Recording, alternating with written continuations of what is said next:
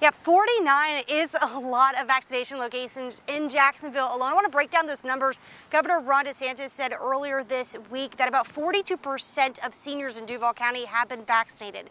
So that leaves about 80,000 seniors left to be vaccinated. The more locations, the quicker it can go, the quicker you could then get vaccinated as well. And this morning, you want to set your alarms to 7 a.m. because Publix is opening up new appointments. And in Duval County, they're also giving out their first vaccines at those 25 new locations.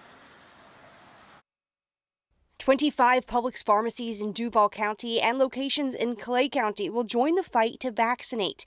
These new locations will start giving vaccines today to those who snagged appointments on Wednesday.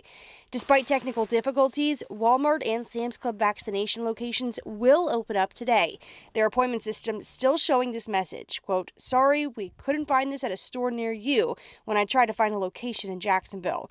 We do know, however, there are 18 Walmart locations in Duval County offering the vaccines, and viewers have confirmed with me that they were able to schedule an appointment. Walmart locations also in Clay, Columbia, Baker, and Bradford will give the vaccine starting today.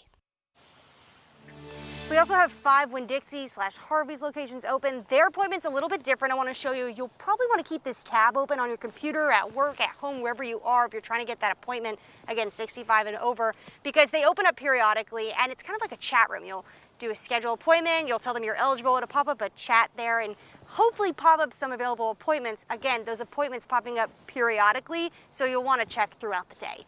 Live in Jacksonville, Leah Shields, First Coast News on your side.